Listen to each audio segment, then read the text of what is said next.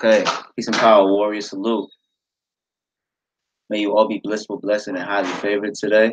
Uh, my apologies for the late start time. As I told the Instagram family, I literally just got home, but it's been a very, very productive day, and I've been looking forward to this literally all day on this 16th day of August 2018. So I'm not going to hold y'all. We're going to jump right into it. Peace and power, love and light, and divine rising, wise warrior nation. I give thanks and praise to the Most High for all things, and I give thanks and praise to you for making a commitment to joining us for the latest Warrior Wisdom live stream. My name is Hassan Ajayi.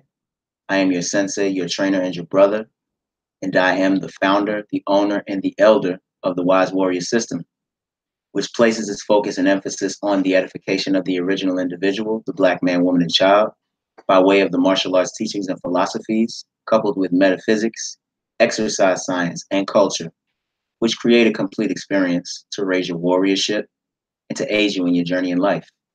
And Wise Warrior accomplishes the mission of raising the frequency of the warrior class within the African nation by way of our three main components, which are martial arts, harmony, health, and wellness, and the Warrior Scrolls public speaking and lecture program.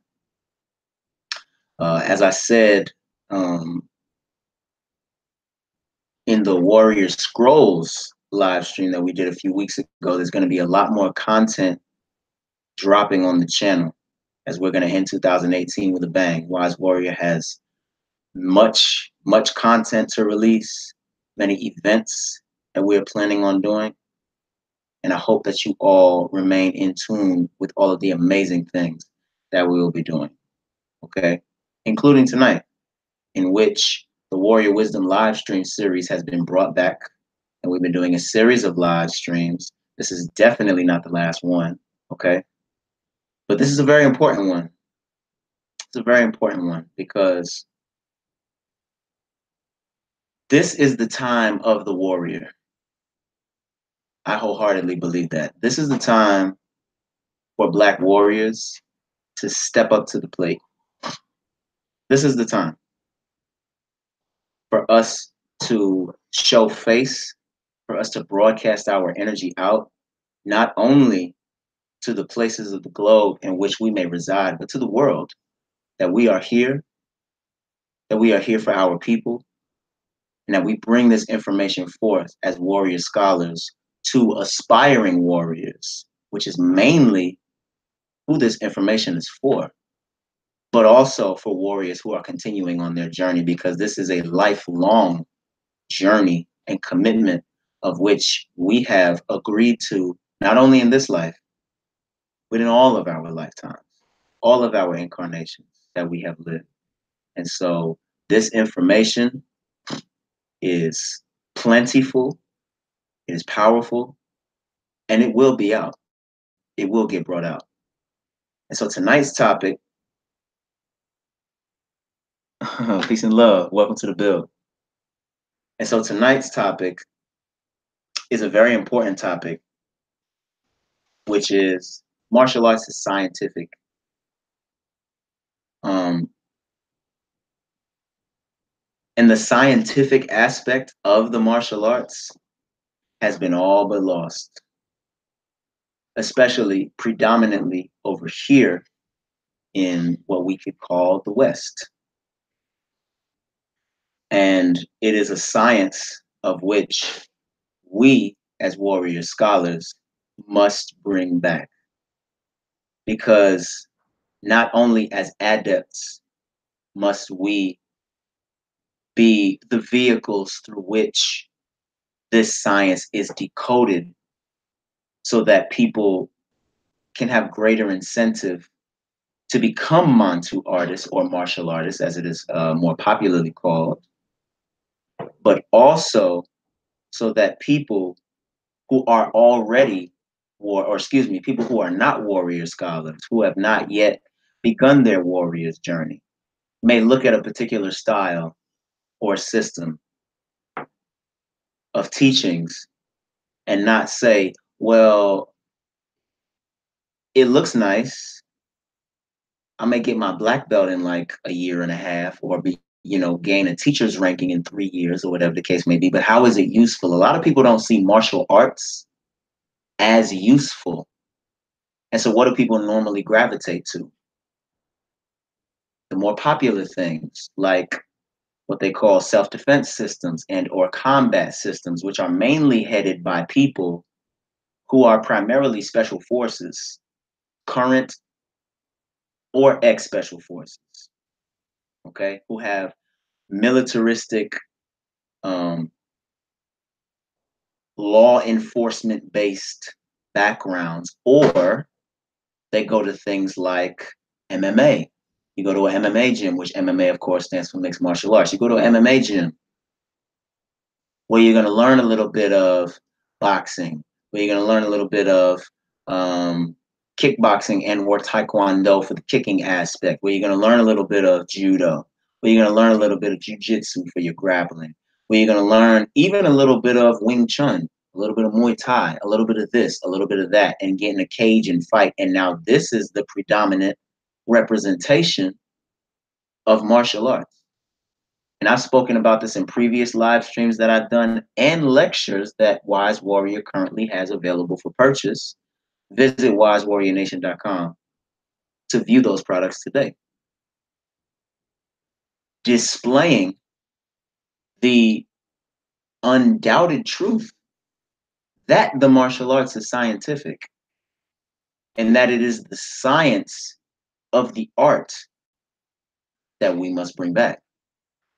Because it is through art and science that the very mysteries that our ancestors, the Kamau, who are more popularly known as the Egyptians, brought forth the very first system of salvation. And guess what was a part of the neophytes? Martial arts.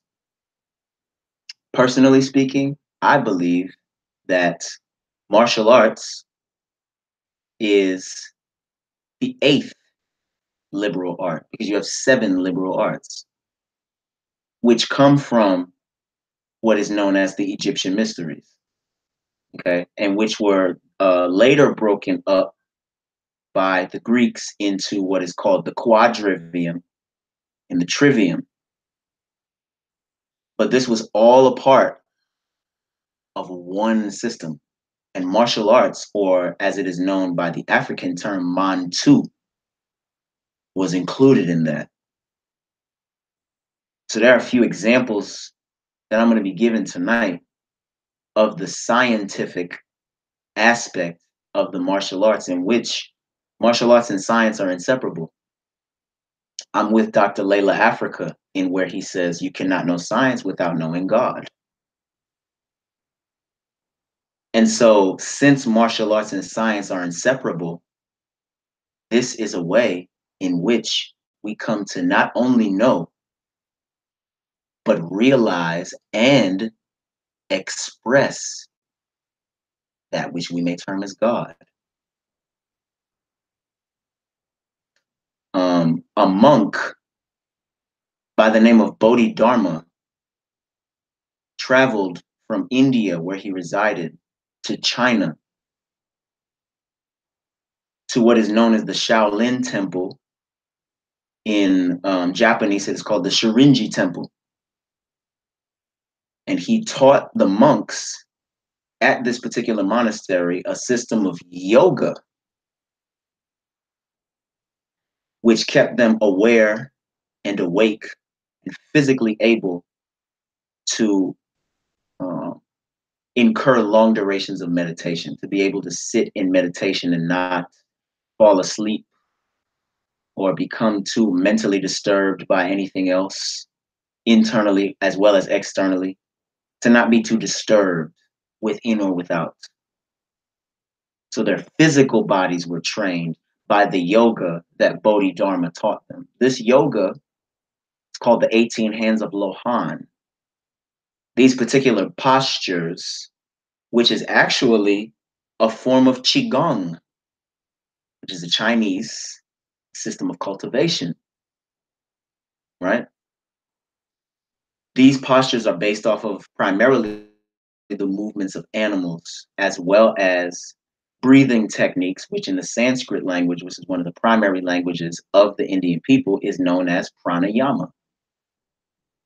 It is from um, these postures, or rather this system of yoga, that the basis for what we know as kung fu or gong fu was formed. And it is from this basis that all Asiatic martial arts were formed. Few things we have to keep in mind about Bodhi Dharma. Like I said, he was a monk who resided in India, who traveled to China. If you look at depictions of Bodhi Dharma, he is depicted as having dark brown skin and curly hair. So it's very clear that Bodhi Dharma was black. Or rather, that he was a Dravidian. Dravidians are the indigenous Indians. And who are these people? Black people, African people. Because the original the original Indians, are the Dravidians, as well as the Andamanese. The Andamanese brought a system of yoga to India, which became known as Kundalini Yoga, which I'm going to talk about in a few. This system stems from the Yoruba of Nigeria in the Ifa system, their system of the major energy centers in the body, which are represented in the Ifa system as the African powers or the Orisha. These are the original Indians. Dr. Asaru Alim Bey does fantastic work, of which I'm a student of, on the African presence throughout the continent of Asia. There's tremendous work on this. Go follow his channel and tune into his work. Okay. Now, this system of yoga, which was known again as the 18 Hands of Lohan, which is still practiced today. What were these monks taught? Ask ourselves this. What were these monks taught which enabled them to be physically capable to sustain long periods of meditation? It was clearly a physical transformation, right? As well as a mental and emotional transformation, right? So what was it that Bodhidharma formulated? And what was it that he taught to these monks, which then became the basis for all the Asiatic martial arts taught throughout the world? And another question that we can ask ourselves is, if Bodhidharma, a Black Indian, traveled to China to teach monks, who were the monks? They had to have been Black too. But I digress. The point is, what he had to have taught them was scientific in nature. It changed the neurology, the physiology, the inner workings of their mind and body to connect greater to their spirit, is the point of which I'm getting to. Is that not scientific?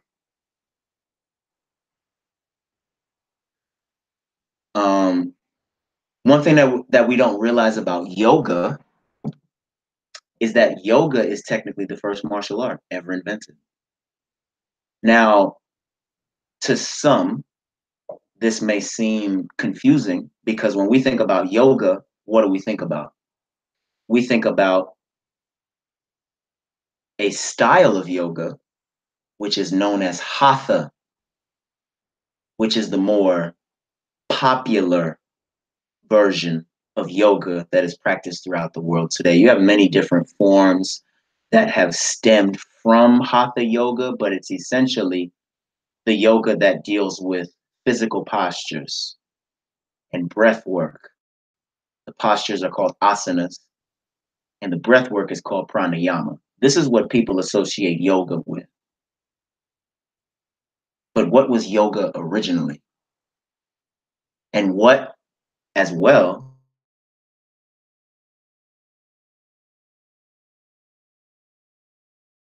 form of it, the highest form of yoga is meditation, which is why Bodhi Dharma taught the monks these particular postures and breathing exercises to help them attain a state of what is known as samadhi, which is a word that means enlightenment, which is actually a limb of yoga. There are 8 limbs of yoga in the Sutra of Patanjali, who is a yogic mystic. Hatha is also one of these limbs of yoga. From a more African perspective, we can equate this to what we know as Samaitawi, which is also known as Egyptian yoga. If you look up Dr. Muwata Ashby and his wife Ja Ashby, they are Egyptian yoga masters. So if you're looking to get into Egyptian yoga, looking to study it, become a practitioner, I would highly recommend that you dive into their work. I am a student of Dr. Ashby's work, specifically the Tree of Life. Okay. So yoga actually stems from where everything stems from, the continent of Africa. Yes? Specifically, Kemet or Egypt. We see yogic-like postures as well as other martial arts being depicted on the walls of tombs and certain temple complexes throughout Egypt, specifically in a region known as Beni Hassan, which means the land of the beautiful ones. And you see yogic postures, you see wrestling postures, you see depictions of stick fighting, which is known as Kali and Eskrima, which are Filipino martial arts, which Black Filipinos created it. You see judo grappling moves all throughout these tombs and temples. Okay. So technically, the first martial art to ever exist was yoga.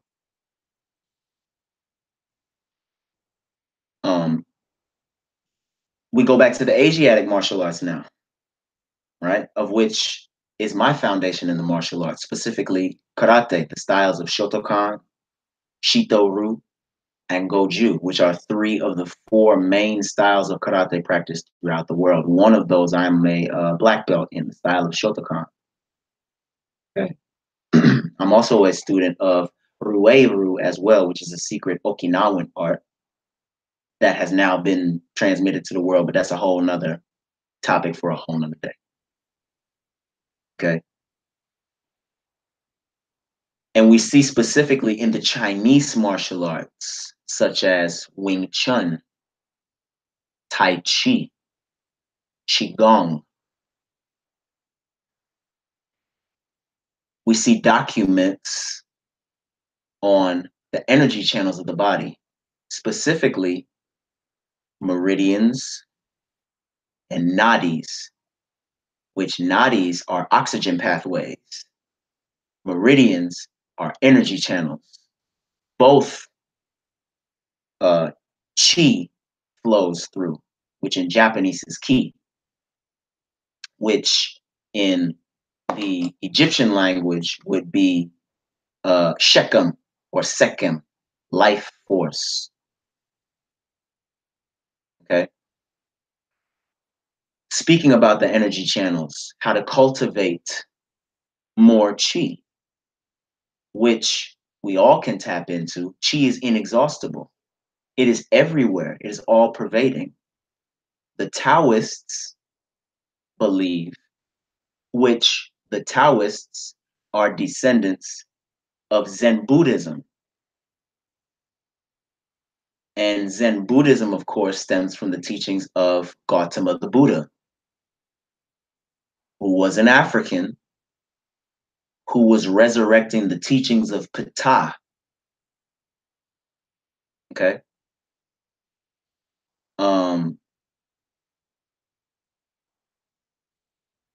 So the energy channels and the cultivation of the chi is a very prevalent science, specifically within the Chinese martial arts. And then to complement that, also within the Chinese martial arts, but this is also within the Japanese martial arts, as well as the Korean martial arts. You have things like vital point striking, which I won't go too in depth into that, but it is self-explanatory. How to disrupt someone's energy channel with certain techniques. How would you know that? First of all, you would have to have a pretty extensive understanding of the way the human body works, which means you need to know about anatomy and physiology and kinesiology. These are all sciences. Sciences that I, for example, had to study to become a certified personal trainer. Sciences that I was studying as I was being homeschooled by my mother, me and my sister. I was studying anatomy and physiology at a very young age, kinesiology at a very young age, while also being engrossed in the martial arts. So these are sciences of which those who developed the science of vital point striking had to be tremendous adepts of, to know how and when to disrupt someone's energy channels, whether they be the major energy channels or the quote unquote non-major energy channels, which you literally have tens, if not hundreds of thousands of energy channels working for you at once. So when we have, for example, occasions where our mood is affected, some of your energy channels are blocked. If we have imbalances within the body, oh, we're going to get into Kundalini energy in just a minute. So if you have blockages in the body, right? Some of your vital organs are having issues. The energy channels associated with those particular vital organs are blocked. Okay? So the science of energy channels is a huge aspect of the martial teachings. Do we see this being taught predominantly in the West? No. If you ask me, the West is trying to catch up to the rest of the world, who is much more hip to the science of energy channels, vital point striking, chi energy, or energy cultivation, we can say. Okay. Brother on the Instagram live stream just mentioned Kundalini energy. So you have several life forces, several different types of life forces working throughout your body. Okay. And this is where people get it messed up when they say, when you hear that argument, we are all the same. We are not all the same. And that's not Brother Hassan just talking out the side of his neck. It is a fact. Genetically, we are not all the same. Now, that does not mean that life force energy is not powering, I'll say, the entity that you may see before you as a human being. Because if life force energy wasn't powering your body, you wouldn't exist. In the physical realm, in the top, you wouldn't exist. You have to have life force energy powering your vessel. But are we all the same? No. And how do we know that? Because the sun affects different racial groups differently. And I could go deeper into that, but the sun is enough proof as it is. Because the sun carries information by way of photonic light, carries intelligence by way of photonic light. And when it has a vessel that can synthesize this information, that means that you melanin, which is the melanin inside your brain, is predominant. This is what makes you black.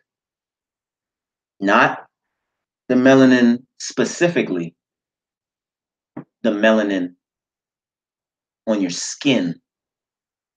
It's the melanin in your brain that makes you black. Okay. So life force energies. Chi is a life force energy. You also have a life force energy that deals with specifically the spine and the major energy centers of the body, which are known predominantly as the chakras, which is a Sanskrit word, which means wheel. Solar energy is input and output through these major energy channels. And each of these channels is associated with a level of existence, an organ system in your body, a neural pathway, as well as a planetary body, as well as a deity is associated with your chakras, right? And when the chakras are clear, you can raise this life force energy, which in its coiled state is known as kunda. Only when it coils up does it become kundalini, right? It is kundalini shakti at the base. And when it rises up into the eye, or what is also known as the cave of Brahma, or the cave that Jesus was born in, right? He was born in a cave. There's a story in the Gnostic Gospels that Jesus was born in a cave. He wasn't born in a manger. Well, where's the cave? This is also the place where Jacob of the Bible, who is also known as Yaqub in the Old Testament, reportedly wrestled with God and his life was preserved. This was the awakening of his third eye. And from Jacob or Yaqub, he was transformed to Israel or Israel, and his life was preserved.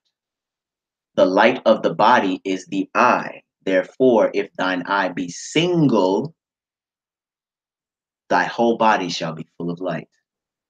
So what this is talking about? Kundalini,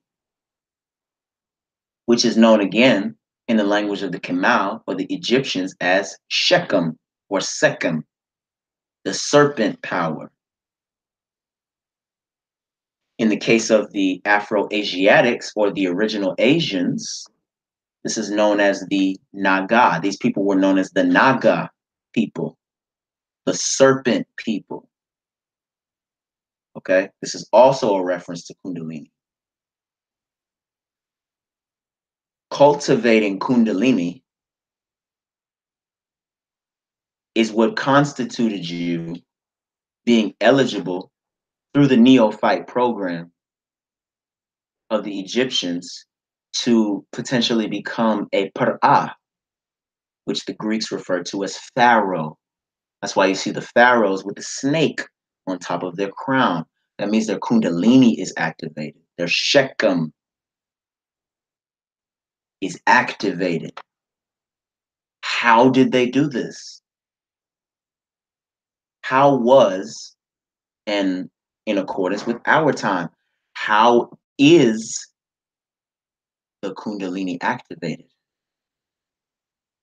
Well, if you go back to the Egyptian texts or hieroglyphs, which is a Greek word which means writing of the gods, which we refer to as Medunetcher, which is the writing system of the god Jehuti or Tehuti. Kundalini cultivation was experienced through martial arts. How do we know this? Again, look up Dr. Asaru Alim Bey. Get in tune with his work. He speaks of the original representation of the belt, the karate belt, right? Being wrapped around the right under the sacral chakra or the sacrum, right on the sacrum. Why is that? To remind the student that this is a journey through the chakras, through the chakra system, to raise the life force energy from the base of the spine into the third eye through the crown. And it is through your training that you can cultivate this energy and actually control it. Because guess what? Guess what? To cultivate Kundalini energy, it requires muscular control. The last Warrior Wisdom live stream that we did, what was the topic? Is the spirit physical? Right? This is a physical action that's taking place. We're not just talking about something abstract that you just think about or that you just read about. No, you actually raise this energy. You raise it through what? Muscular control, breath control. You raise this energy. And it is through the postures and forms of yoga in which you're able to do this, in which you're able to remove the blockages that may currently be within your major energy centers so that the energy is free to move and coil up the spine until it reaches the cerebellum or the brain stem, which is your center of consciousness. Consciousness floods the brain through the brain stem. Okay? And the life force energy of the spine enters the brain through the brain stem. Okay? So you wear the belt or the sash, as in Kung Fu, on the sacrum to remind you of that. Not for the belt to just look pretty or to denote a rank that you have earned. Of course, there's a significance with the ranking system, right? Primarily, the ranking system was formed as a regulation for specifically karate being recognized as a national sport or a national art, rather, in the country of Japan. Okay. But the initial usage for the belt tying was a physical, kinetic reminder of the fact that your training is centered around journeying through your chakras. This is Kundalini cultivation. This is not something um, that is only specific to the Buddhist spiritual system or the Hindu spiritual system or even the Egyptian spiritual system, the mysteries. This is a universal science of you. Okay? You have forms which in Chinese are known as Quan, as in Quan Fa. In Japanese, they are known as kata, which means form, which is a series of movements performed in a particular sequence featuring punching, blocking, kicking, striking, evading, throwing, grappling, joint locking, breaking, releasing, so on and so forth. Those of you who are in tune with the Wise Warrior channel have been seeing the form for your feeds. Well, those are demonstrations of form. Okay. Forms are known, and we're getting back to the science of it. Forms are known to improve the cardiorespiratory system, which is your cardiovascular system and your respiratory system. They are known to improve the physiology of the blood flow. They are known to improve or create a more hormonally balanced state. You can improve the balance of your hormones through practicing kata.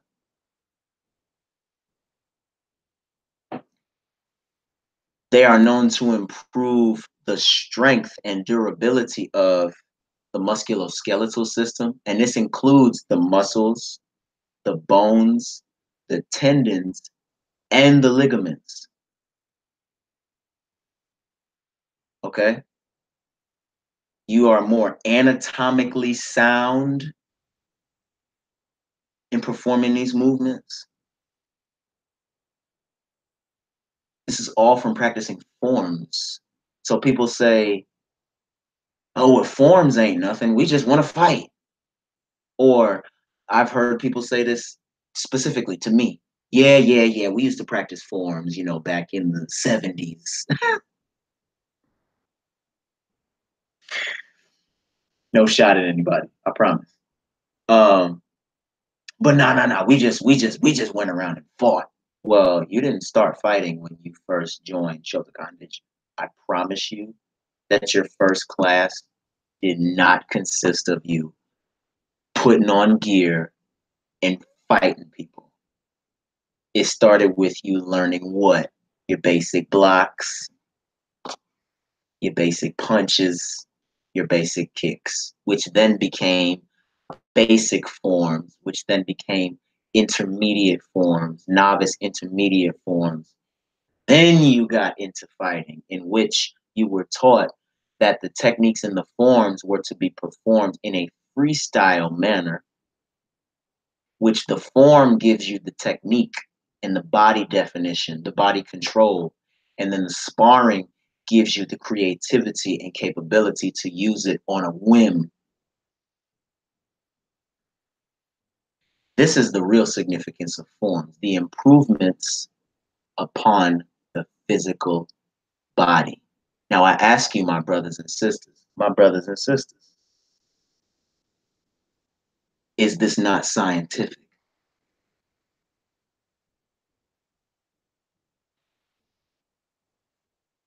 So this is something that we have to remember as warrior practitioners, as warriors on the front lines, as warrior scholars and teachers who have the privilege of standing in front of young warriors in training, teach them. Am I saying you have to break it down like this, the way that I've been breaking it down to a 5-year-old? No, obviously not. Everybody's path of growth and development is different. Everybody's at different stages along their path of growth and development. So everybody's going to need something different at that current point in time in which they are given to you. Our students are given to us. Okay? What are we giving them? What are we giving them? And it is only through my evolution and experience as a teacher. I've been teaching professionally for almost 13 years. I've been teaching since I was 10, okay? But professionally for 13 years almost, going on 13 years.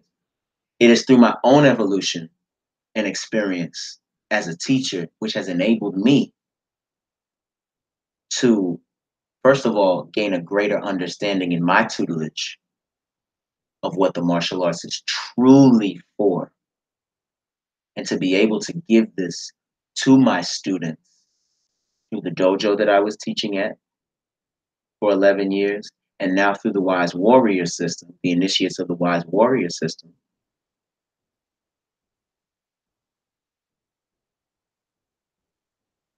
This is a major part of it, if not essentially all of it. We have to give this to our neophytes in gradual stages. But the point is, they must know this so that people don't just go, oh, well, that karate stuff, you know, I just learned a bunch of stuff that got my you know what whooped in the street because somebody threw a brick at my head. And so now I'm just going to go to an MMA gym where I may learn something a little better. You know what I mean? Or I'm going to go to a combat-based system, special forces based system where I'll learn some real stuff. How is martial arts not real? How is martial arts not real? Because we're not giving them the science of martial arts. And that is coming to an end, specifically through the Wise Warriors system, through the systems of many of the brothers and sisters of whom not only that I train with, but whom I study under. Shout out to my brother Ashe and the Ogunaga system. Shout out to my brother Baba Sifu and the Genbo Shun system. These are scientific systems. Shout out to Wise Warriors,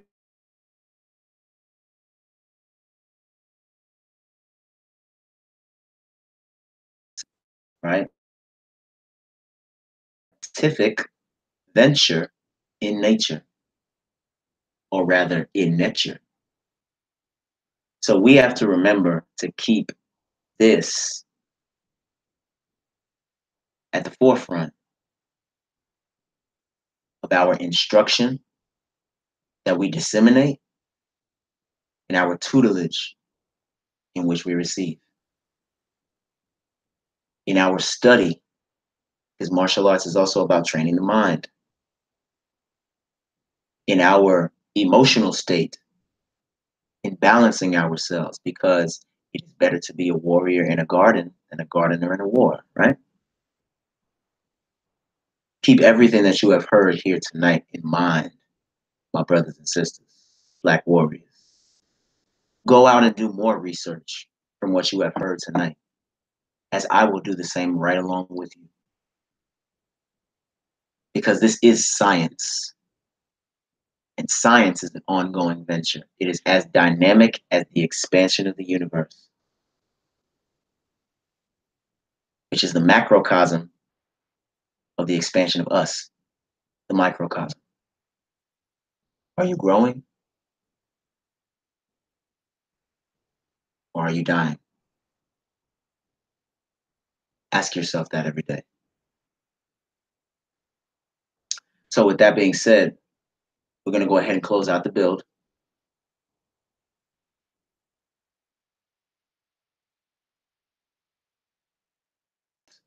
And I hope that those are my brothers and sisters who joined on the Instagram page.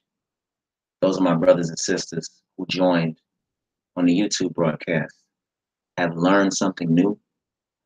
Your mind has been enriched and empowered for you to continue your study. Please visit wisewarriornation.com for all information on programs, products, and services, on the system, what we offer, who we offer to. Visit newlifefitnessha.weebly.com, which is our official online platform for all things personal training, boxing, kickboxing, yoga, behavior change, mind-body integration, and much more. And today's the 16th of August, 2018. Tomorrow, the 17th of August, 2018, we have 2 Form for Your Feed videos dropping. It is footage of the forms Ohan and Unshu, performed by yours truly. Please make sure you subscribe to the channel, turn on those notifications so that you can receive the updates on when these videos drop, and to stay in tune with all Wise Warrior content, because again, we have much more content to come before 2018 is up. I hope you join us for more of these Warrior Wisdom live streams. And I appreciate you for joining us for this one. I see you, I celebrate you, and I cherish you. And as always, continue to be you, continue to renew, and continue to be wise. I give you the greetings. Arigato gozaimasu. Thank you very much. Ankh Ujasaned, eternal life, prosperity, good health. Peace and power, family.